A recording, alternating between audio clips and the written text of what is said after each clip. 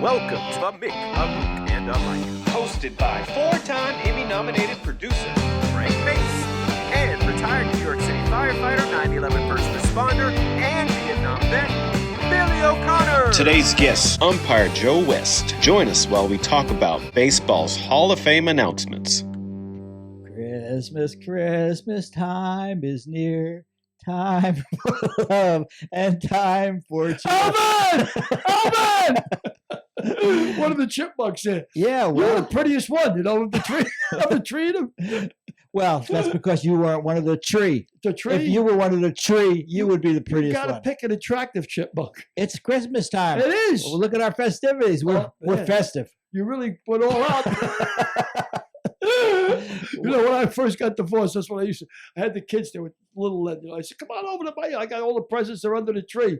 I wasn't going to get a tree. I just drew a picture on a piece. By the way, piece of loose leaf, a tree. under the tree. Under the tree. How do you say Tree. 1, 2? 1, 2, tree. Same thing. Let's bring on our guest, Umpire Joe West, because I can't deal with any more of you. Nice talk. It's Christmas Is that what you say? Strike tree? Strike tree. Well, I got to get a little bit. I got to get something off my chest. All right. It's Joe.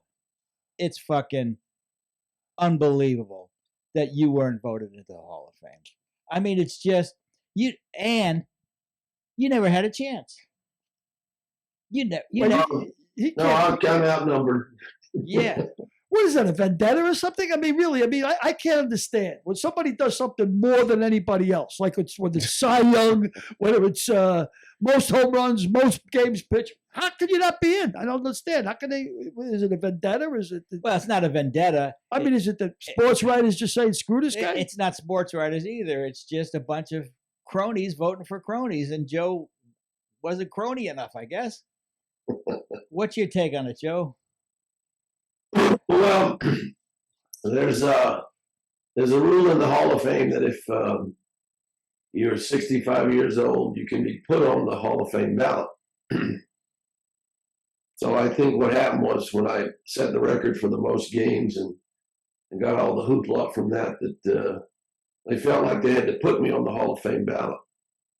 And the strange thing was there was another umpire on the ballot who could have been on the ballot 3 times previous to that because of his age. And I want to say that 3 times means 9 years because they only vote on this category once every 3 years. Yeah. So in 9 years, this umpire was never even put on the ballot. But continue. That's right. And then you look at how you get on the ballot. They pick a committee to put the people on the ballot. So they put that other umpire on the ballot to keep votes from me and from him, and rightfully so. He was a very good umpire, very quality umpire.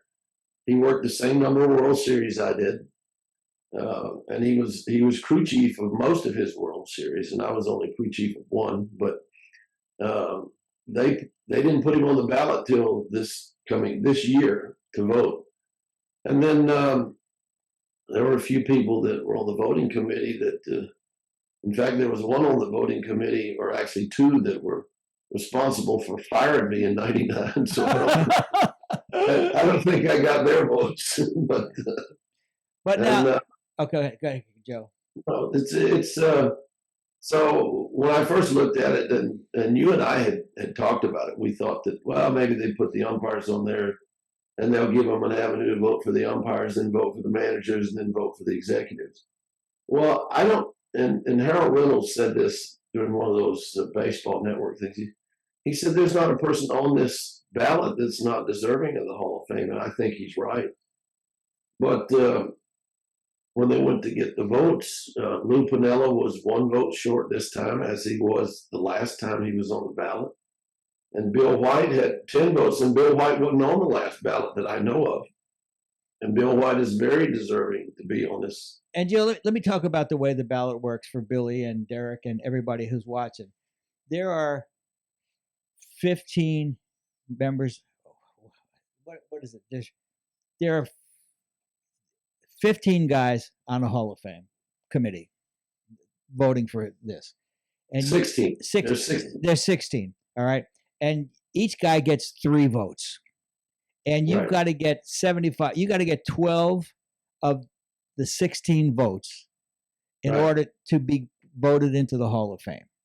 So if you Right. don't get 12 votes, you're out. So Leland got 12, Piniella got 11, and Bill White got 10. Everybody else got less than 5 votes. Right. So that means everybody else never had a chance. And, you know, for as great as managers as they were, Leland hasn't won any more games since he retired. Piniella hasn't won any more games since he retired. Bill White was Bill White, you know, but it appears that if you're commissioner, you automatically get in. If you're a president of the American League or a National League, you automatically get in. So sometimes, you know, it's cronies voting for cronies. And I think also Joe should be in a separate category. I mean, he just retired. Why all of these guys have gotten passed up year after year after year after year? How did they all of a sudden become Hall of Famers? Whereas Joe, look, I'm going to speak. Well, I'll wait till later on, but it's crazy. It's just. Tell me, you said that so only one guy got elected this time? Yeah. One guy. Well, one In 3 guy years. from this category. Okay. Later on, Adrian Beltre will get in, and you know a lot of the people that Joe, you know, umpired against. You know, I got so much to say on this, but people don't want to hear from me; they want to hear from Joe. So continue. Well, the crazy thing is that there was no umpire on this panel. Yet there were people that are not in the Hall of Fame that were on this panel, and there was, well, counting Joe Torre and Ted Simmons and 3 or 4, there were like 5 ball players on this panel. And you got to remember that I had Joe Torre as a player and a manager and as my boss. And you know, maybe I did something to upset him, but. No, your boss. You Joe? didn't do anything to upset them, Joe. They had guys that they wanted to vote for who were their friends. They were better friends with Bill White. They were better friends with the managers. They were better friends with anybody that put on a baseball uniform and wasn't an umpire. I mean, well, that's very true. Yeah, and when I first looked at the list, I said, I really don't have much of a chance here, but. It's an honor to be on the ballot itself. So I can't complain about that. Do I think the process was a little messed up? Yeah, but I don't have any ill will. I don't think anybody can do any more than I did in the game. And Harold Reynolds once asked me, he said, what do you think is the best thing about your career? I said, well, I worked all these years, and people will say, well, you missed this play, miss it. I said, name it. Which one? And they can't name a play that I missed. And I didn't have a Don Denkinger play. I didn't have a Jimmy Joyce play where the whole nation is looking at it and saying, whenever I had a controversial play in the playoffs or World Series, I was lucky enough to get them right. Yeah, and as far as that's concerned, you changed the course of baseball history. Listen. When you got the Dave Roberts call right without replay, that changed the course of history, because if you got it wrong and you called Davey Roberts out at second base in the series that the Yankees got beat by the Red Sox wouldn't have won that series. The Red Sox, that's right. The Red Sox wouldn't have won 3 more World Series because that jinx would have continued. And that was such a bang, bang play. I mean, it was literally, when you looked at the replay, it took a split second and you got it right. And you changed that changed the course of baseball history.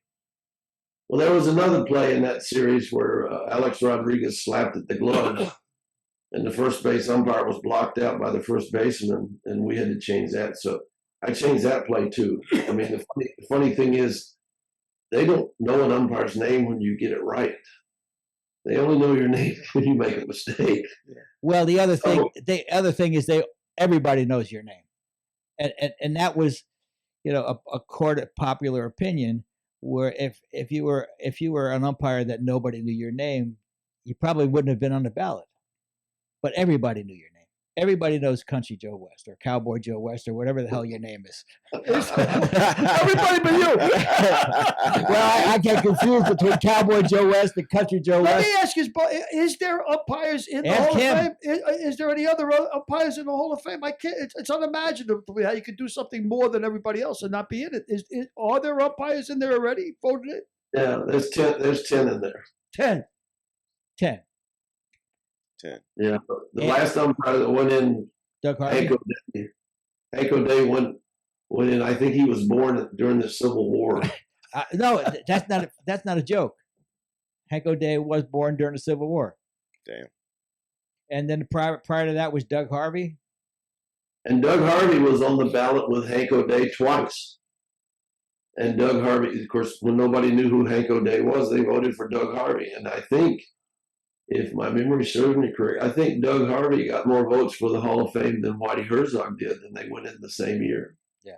Well, Wow. I think that several years ago, the Baseball Hall of Fame moved the writers and broadcasters category from the induction ceremony on Sunday to the Saturday night induction ceremony. They have a separate induction ceremony. I think they're going to have to do something with the umpires, because I don't know who what Dave Nightingale in the USA Today said, if Joe West, when he wrote in the column, he said, if Joe West doesn't get in the Hall of Fame, no umpire again will ever get in the Hall of Fame. So I think that the Hall of Fame will have to move the umpires into a separate category with the writers and sportscasters, and induct you or any umpire into the Hall of Fame in that Saturday night ceremony. So you can't mix apples and oranges. You just can't anymore. Well, Bob Costas did a series on the Baseball Network and said the same thing. He said it's not fair to lump these guys together. He said all four of these managers are Hall of Fame caliber. He said, and both umpires are Hall of Fame caliber. And he said even executives are Hall of Fame caliber. I mean, Bill White had a tremendous career as a ball player, and then he became a broadcaster for the Yankees, and then he was elected president of the National League, and he did a good job at all three of those. And he was shunned as a ball player because he stood up for his rights. He played with guys like Bob Gibson and Kurt Flood. And Kurt Flood, yeah, and nobody was treated worse by the sport than Kurt Flood. I can honestly say that. That was the way they treated him was not right, and it led to the strengthening of Marvin Miller as the player rep, and Marvin Miller actually told Kurt Flood, he said, "You can't beat these guys. They have you outnumbered, and they have more money than you do." He told Kurt Flood not to fight him, and Kurt said, "I don't care. It's a matter of principle." And I'm sure he died of a broken heart more than anything else. But this is a tough business, and the mere fact that I didn't get in can't take anything away from the fact that I had a great celebration in Chicago when I broke Bill Clem's record. There were people that came out of the woodwork to go to that game. The Oak Ridge boys actually called the White Sox to ask if they could sing the national anthem, and Larry Gatlin and Emmylou Harris showed up, and Paul Krause from the Vikings showed up, and Dave Casper from the Raiders showed up, and there was all kinds of people. Dennis Savard, the hockey player, he showed up. So I couldn't get a better gathering than I had there. And you were invited to that, Frank, and you had something to do. So, Yeah. But I don't know that I could get a better thank you or response or job well done than that. And I'm really humbled by the whole experience. But Well, let me say this. On top of that, you were the all-star umpire behind the plate that year, and if I recall correctly, a player stopped the game when he came to bat, stopped the game, and took a selfie with you at home plate before he came up to hit. Yeah. Why don't you just describe that, and what was your reaction when it happened? And I mean, that was the greatest form of flattery for a guy coming up to the plate during the game, but before he takes his bat, takes out a cell phone and takes a selfie with the home plate umpire. What'd you talk about that, Joe? Well, he came to bat. They announced that he's the pinch hitter, and he reached up and said something to Yadier Molina in Spanish, and then he handed him a cell phone, and then he put his arm around. Who was it? Who was the player? Nelson Cruz. Nelson Cruz. And and of course, I'm looking around for some help. I've got a microphone on, and I hadn't shut it off yet, so I can't even tell him to get the hell away from me. And so they snapped the picture, and I happened to glance over in the American League dugout, and everybody over there is just pounding the bench and laughing. They thought it was the funniest thing they ever saw. And I don't know. I don't think the office was very happy that it happened, but fuck the office. I know that the media thought it was a great moment in sports. So it's they asked him later. They said, Nelson, what did you do that for? He said, because he's a legend, and I wanted my picture taken with a legend. There you go. That's great. And that's from American League All-Star player. That's great. Nelson Cruz. I mean, that's terrific. Well, again, I don't want to go off on a Hall of Fame, but I am. So now they got the all-time leader in most games umpired, not in the Hall of Fame. You join Pete Rose, the guy who's got the most hits in Major League history, Barry Bonds, who's got the most home runs in Major League history, Mark McGwire, who hit 70 home runs, Roger Clemens, who won 7 Cy Young Awards, what's his name? Sammy Sosa, who hit 60 home runs 3 times in a year, and somebody else whose name I can't even read. My writing. I mean, it's crazy. And one thing I'm going to say is they are all tainted by some sort of steroid scandal. So the big question is, were you gambling on steroids? Yeah. Joe, were you taking steroids? No, I drank a lot of beer. Yeah. You drank a lot of beer. Here's the You could be on the Supreme Court with that Redwood resume.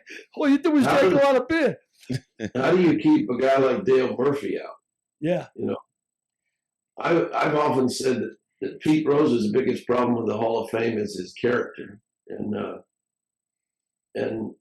that's because Pete does everything about himself. I mean, is his credentials there? Yeah, but you have to have good character to be in anybody's Hall of Fame. Yeah, but we know a lot of. Yeah, I don't know of anybody in the world that had better character than Dale Murphy, and he's not in. And I don't know of a more humble person than Roger Maris, and he's not in. So there's other people that aren't in that should be in, and if I'm going to join that club, that's okay. But I was on the ballot, and there are very few umpires in the history of baseball. There's only been just short of 400 umpires, and I worked with over 140 of them. And if those guys say that I don't belong there, then okay. But for somebody that doesn't know umpiring to say it, that doesn't really bother me, because that's not true. I mean, I did everything the right way. I did it the way you're supposed to. I did it the way they teach you in umpire school, and in fact, I get invited every year back to the umpire school to give a lecture. So. And you did it more often than anybody else has ever done it. Well, Joe, I just want to say that Dale Murphy and Roger Maris, they are subjective choices. They are made by the sports writers, and they are subjective. You have objectively umpired more games than anybody. That's objective. That's quantifiable. That's quantifiable. That's the reason you didn't get in the Hall of Fame makes me sick. I mean, it's really a tragedy. It's a tragedy. And I know in 3 years again, you'll be on the Hall of Fame. You're not going to get in because Bill White's going to get in, Pinella get in, some Davy Johnson who got less than 5 votes, he'll get in. There's always going to be another guy. But you umpired against 67 guys who got into the Hall of Fame, and the next 20 or the next 25 players who get in, you will have umpired against them also. You umpired, your first game was Walter Alston was the manager. I mean, Dusty Baker was an outfielder for the Dodgers. I mean, when the history of baseball is written, Joe West will have to be a Hall of Fame, whether you're in the Hall of Fame or not. Well, you guys are very kind, and I appreciate that. But my first game, the manager was Bill Burden from the Astros. That was the second series. That was yeah. Well, Burden. I want to say, was Willie Stargell playing in that game? No, he was the Astros manager. So he was the Astros manager. Daniel and Bob Watson, and in fact, my very first game, Bob Watson hit a ball down the left field line that was so close, and it just missed the foul pole. And when I called it foul, everybody was leaning out of the dugout looking like this. But anyway, it was, and I was lucky, and I was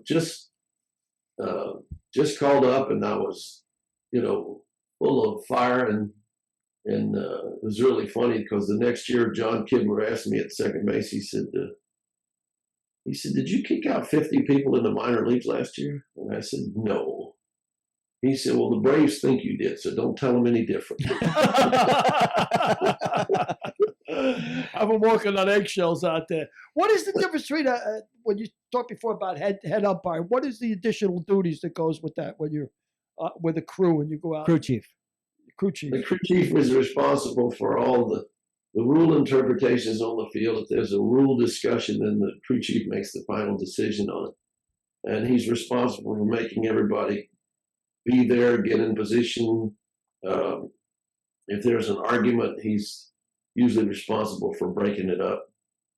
I think some of my bad press with the baseball managers and players was that I didn't let them get on my guys.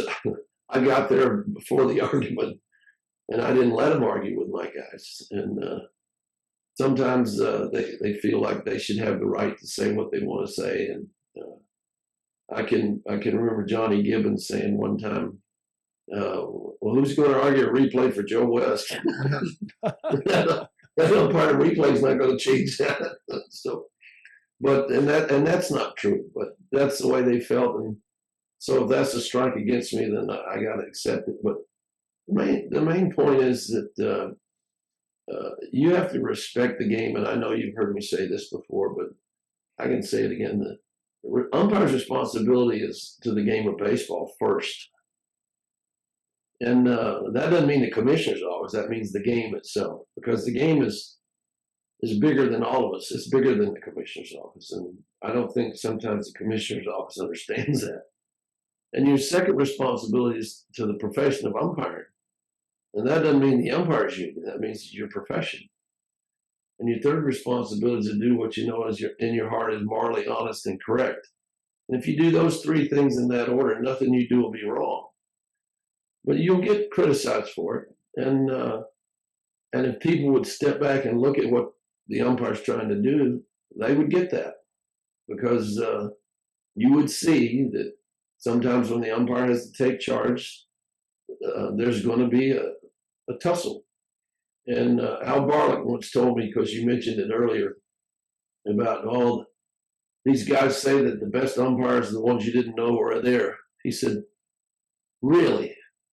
He said, "That means if the guy's on third base and the pitcher balks and you don't call it, then you're a good umpire." He said, "That's not right at all." And that was his contention when somebody would say, "Well, he's a great umpire because you don't even know he's there." And Barlick hated that. He said, you should be a great umpire because when you walk on the field, you command respect, and you do your job the right way. He said, I don't like taking up for an umpire that doesn't do his job. I want to take up for an umpire that does his job the right way. So, Hey, and Joe, Barlick was one of my mentors. He's in the Hall of Fame. And I worked with Doug Harvey, and he's in the Hall of Fame. And Doug gave me the greatest piece of advice ever. He said, he came down one day between innings because I just got done chewing out Dave Kingman. He said, don't let them ruin your day.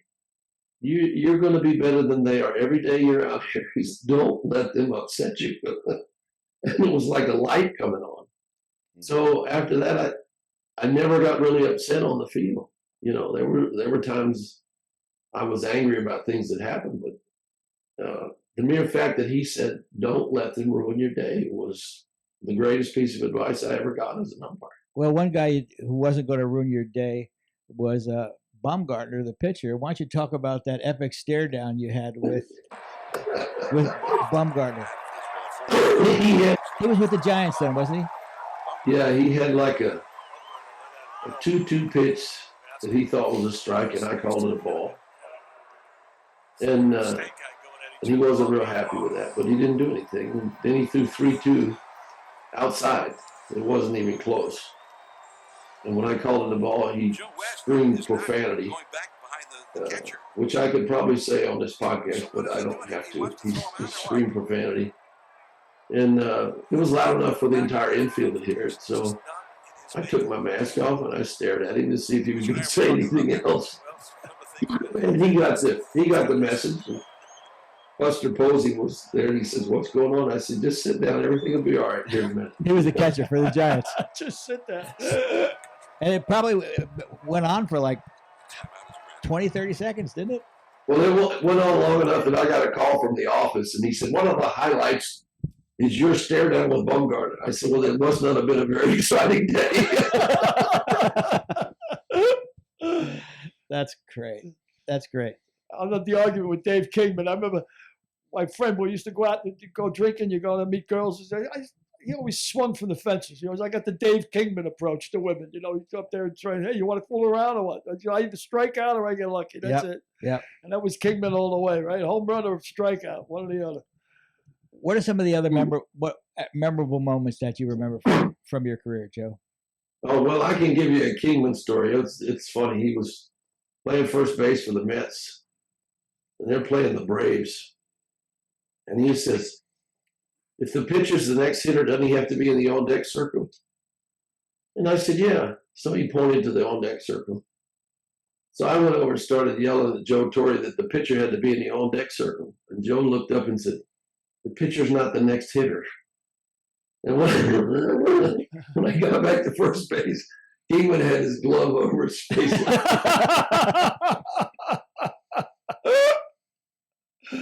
Breaking your chops, huh? Oh, it was hilarious. And then I had Frank Robinson in the spring training game came out. The other team had batted out of order. And he showed me the line of cards and he said, they batted out of order, Joe. I said, okay, let me see. And so I'm going down the order. And sure enough, they had batted out of order. So I started screaming, and you're out, and you go back to first, and this, that, da-da-da-da-da. And Frank goes, well, that was the third out, Joe. Can we bat now?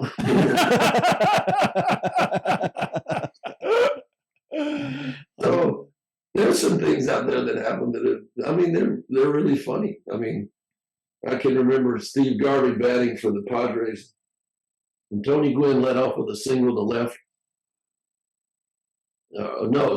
Alan Wiggins led off with a single left. Tony Gwynn hit a single to right, and Steve Garvey, because I haven't called a pitch yet, and the pitch comes in and it's a little bit high, and I went strike one.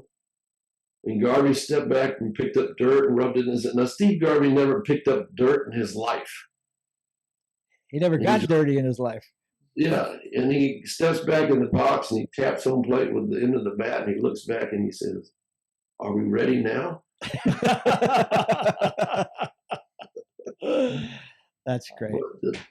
That's great. Yeah. speaking of the guys that were on that list, I talked to Davy Johnson, I guess 2 days ago, and he said, do you remember the time you kicked me out for reading my lips from third base? And I said, no, but Mike Schmidt remembers it.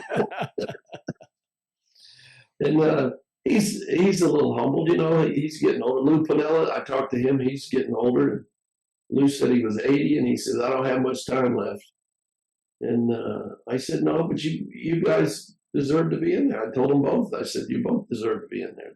They had great managerial career, and both Piniella and Davey both had decent playing careers. They were quality players. I mean, Cito Gaston won more World Series than either one of them. Than Jim Leyland. Yeah. Jim Leyland.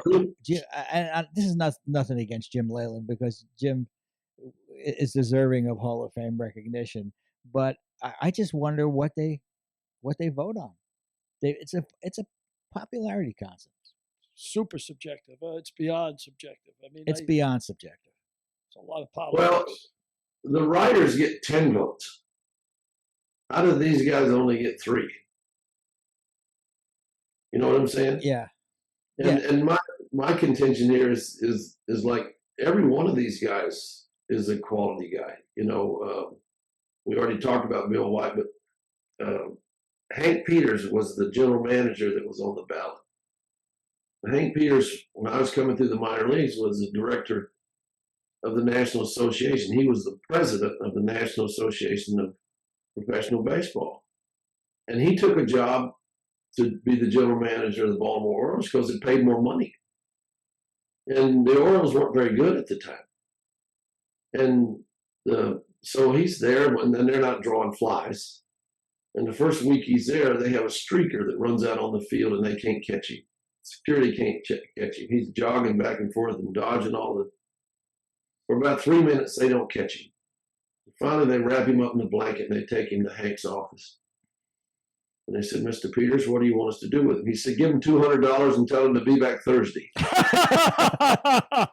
Well, you bring up an interesting point. All 8 guys deserve to be in the Hall of Fame. Okay? There are not 8 guys on the ballot, on the baseball writers ballot, that are going to be deserving of being in the Hall of Fame. No. You're asking guys to vote for 3 of 8 deserving members, and in the meantime, the baseball writers will vote for 10 guys who maybe 2 or 3 are deserving. Because at the bottom, everybody who to be on the ballot, you have to, I don't know, you have to hit 250 or something and play 10 years or so. There's a lot of guys that are never going to even get a vote from those 10 guys. It's just an incredibly bad system. It's just an incredibly bad system. And that you said, you gave me clarity when you said all 8 guys deserve to be in, and you could only vote for 3, whereas they're in the baseball ballots in January. The announcement was, it's crazy. It's crazy. And do they categorize them? I mean, they just, you're looking at a body of work. Obviously, you have an amazing body of work, the cumulative effect of your career. Or do they categorize it like, like general managers, umpires, players? If you're not a player, you go into it's a Joe's category. Different pool. Yeah, and the whole point is, you take a guy like Hank Peters, and he developed the Baltimore Orioles into a winning franchise. He's the one that was there when they got Cal Ripken Jr. They brought him along, and he built that into a decent team. Bill White, there's no doubt that he's not deserving of the Hall of Fame. His credentials of what he did in baseball warrant being in the Hall of Fame. The 4 managers, every one of them was a quality manager. Everyone, I mean, if you take what Jim Leyland did with the Pittsburgh Pirates alone, without winning World Series, that's Hall of Fame caliber stuff. Davey Johnson managed great teams. He managed the Mets to the World Series, and he managed the Orioles. And there's a guy that is not going to get his due because, he had as many fights with Frank Cashin, who was his general manager at the time. So he was the bad boy. He's the guy that brought Dwight Gooden to the big leagues. He told Frank Cashin, he said, Gooden doesn't go north with us, I'm not going either. So you got to respect his savvy. Lou Piniella won 116 games with the Seattle Mariners. Seattle never won anything till he got there. Of course, now he had some horses. He had Randy Johnson and Alex Rodriguez and Ken Griffey Jr. But you still have to manage him. And Cito Gaston won 2 World Series in a row, and retired for a couple of years. And they brought him back because they needed some guidance. And I mean, there's a guy that deserved to be in the Hall of Fame too. So Eddie Montague was as good an umpire as we ever had. Now, he didn't work as many games as I did, but that was because of injuries and stuff like that. But he was a great umpire. And we have a lot of other ones. I mean, there's Jerry Crawford. Look at the past umpires we had. How about Jerry Crawford's father, Shag? How about Tom Gorman? We have an umpire that's got 5,100 games named Bruce Fleming. He's not on the ballot. Something's really wrong there. That's not right. We had when Richie Garcia was let go because of the work stoppage in '99, the league president said he's a Hall of Famer. He's not on the ballot. I mean, Bill Haller, he's not on the ballot. I mean, there's great umpires out there that never got on the ballot. So I got to say, I'm one of the luckiest guys in the world. At least I made the ballot. Even though I didn't make it, I made the ballot. Yeah, well, it is a tribute. I mean, but still in all, I mean, just from a guy who's a layman, it's mind-boggling to me how somebody could do something more than everybody else and not automatically be it. There just shouldn't be anything subjective about. Like Frank said, objectively, the numbers are up there. It's on the scoreboard. There's the numbers. Read the scoreboard. 46 fucking years. Read the scoreboard. Or 44 or whatever it was. You almost to baseball. You're the Connie Mack of umpires. Well, well, I think the amazing thing was that I worked with over 140 of the 400. Yeah. Yep. That just means all those guys didn't want to work with me. That's not what that meant. Well, you're a credit to your profession, and that'll never change. And I hope that the Baseball Hall of Fame decides to fix this inequity, because like Nightingale said, if Joe West isn't in the Hall of Fame, no umpire will ever get in the Hall of Fame again, and that would be a shame. That would be a tragedy. That would be a tragedy. But now let's talk about Christmas. Let's talk about Christmas. How are you gonna celebrate Christmas? Oh my goodness. We're going to go to Myrtle Beach to see my brother for a couple of days, and then Rita and I are going to drive over to St. Louis. And then on the way back, we're going to stop in Nashville at a few watering holes, and there's a couple of bands there that I get up and sing with. And so on New Year's, I'll be singing in 2 different nightclubs. All right. That's great. That's great. You gonna put on a hat and a beard and play Santa any place? Oh no! I quit doing that. And I can't even go to the beach anymore. The kids keep trying to roll me back in. Oh my God. Pretty fun. Hilarious. Good stuff, man. Joe, what's your favorite beer? Well, I used to say Bud Light, but I can't say that anymore. Actually, Rita's got me on this Guinness kick now. Oh, that's what Found the light. Found the light. And I really think the best Guinness in the United States is at the lodge in the tap room at Pebble Beach. Have you tried Guinness in the tap room? Could be. Yeah, right. Could be. Flow's good, huh? We just left there. I know. Guinness is not a bad kick to be on. Actually, they have Guinness Zero now, Billy. Can you do Zero? Yeah, I could, but I mean, It's you just Be yeah. too- the bang for the buck, there is no bang for the There's buck. no bang for the buck there, I got a couple questions if you don't mind. Not at all, Okay. please. Okay. So Are you talking to Billy or me? I'm talking to Frank because he likes to control the everything. But how many retired umpires are there? Do you know?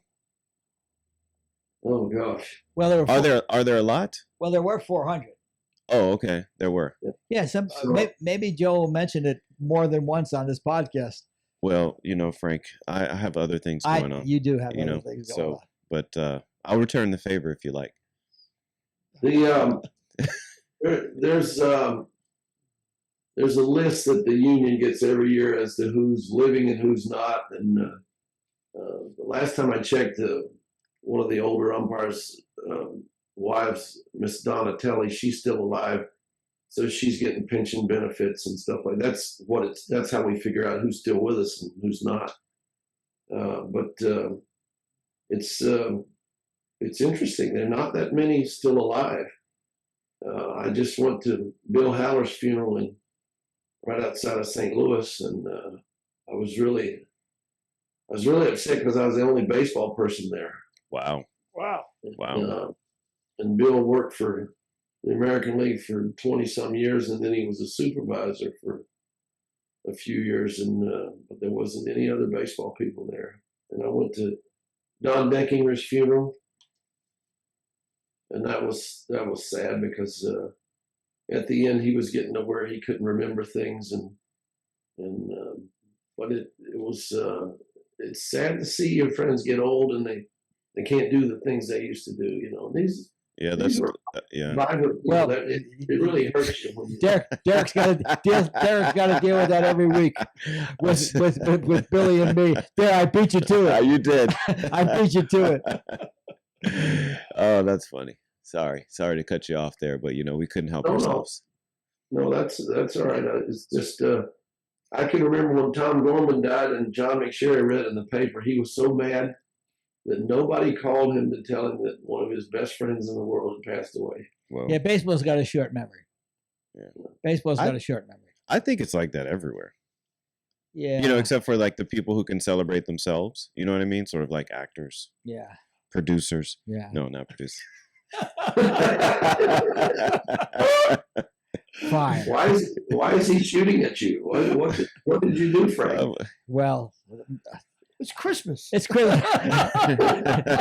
it's Christmas, and he's the ghost of Christmas past. He's Scrooge. He's Santa Scrooge. What else? What are the questions you got from Mr. West? Another question I had. Do you receive the sorry, I'm trying to get my camera right. Do you get the newspaper? Rita gets it on her phone. Okay, so no paper newspaper. Anybody here get paper newspaper? No, No. Wow. Wow. Look at the new generation. I love but it. but Right. I've just gotten rid of it within 6 months. Okay, so you just got rid of it. What about you, Joe? No, like I said, You haven't Rita, had it. You haven't had it for how long? Rita gets it on her phone. Everybody with this computer generation, you get the news on the computer. Of course, I don't trust most of that. It depends on who your server. Yeah. But Yeah. we get the news instantaneously now. Yeah. So what can you find out in the news other than it's like Time Magazine? They got stories. They don't even post the scores anymore in the LA Times or New York Times. So what the hell? Yeah, I What do read, you I need the read the paper for? Washington Post and the Times online. But you read them again, online online, yeah, because they can update it anytime they want. Exactly. By the time the thing goes into print, there could be how many stories? That was Ted Turner's genius with CNN 24-hour news cycle. Yep. Whoever thought that could work? I mean, that was genius. I have more questions, but we're running out of time. But so whatever you guys have. No, Billy. Well, no, I'm not as indignant as you are because I don't know as much about the situation as you are. But I can't believe that that he get voted. It blows my mind. It pisses me off.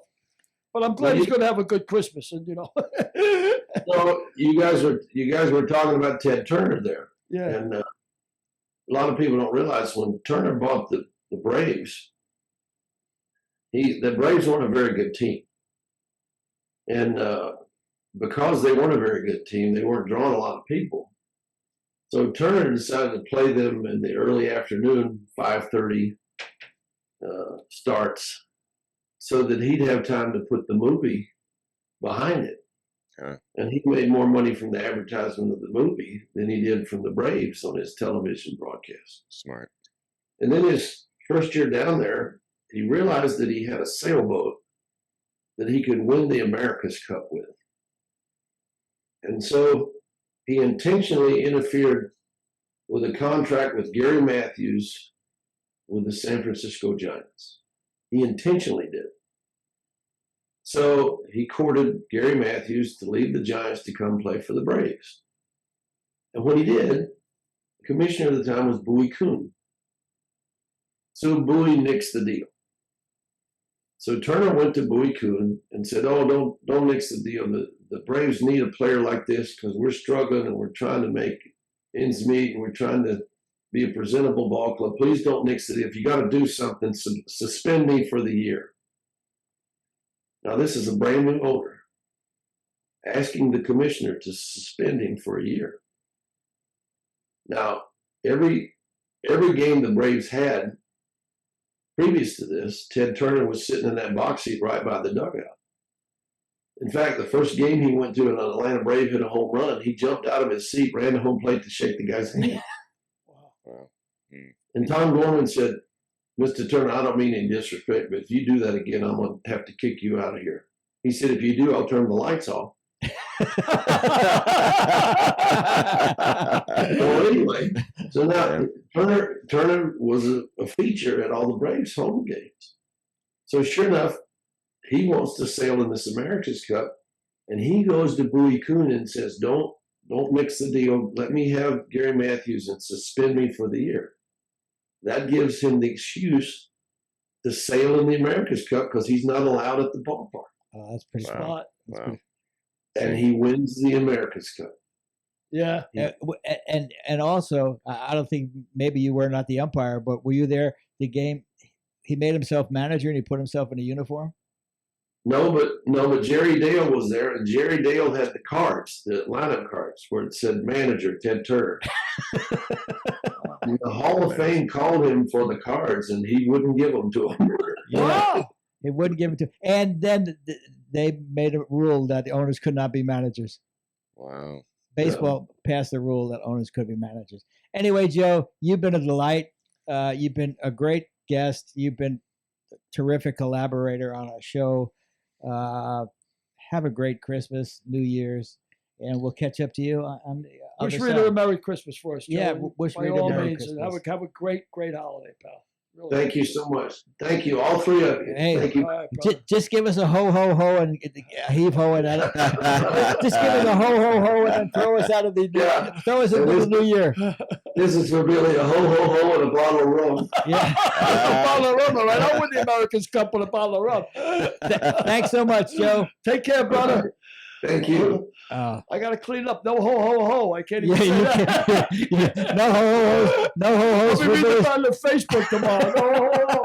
You're married. No ho, ho. Well, everybody have a great Christmas, New Year. By all Well, means. not New Year. We're gonna see. We'll have a New Year show, but have a great Christmas, and we'll see you the 28th, I believe, with our friend Vincent Bondi.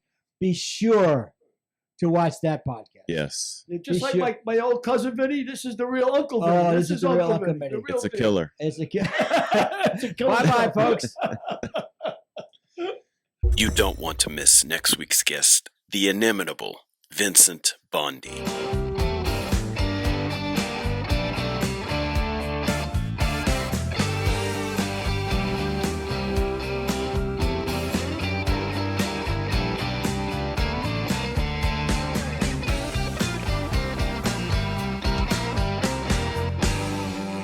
We'll see you next week.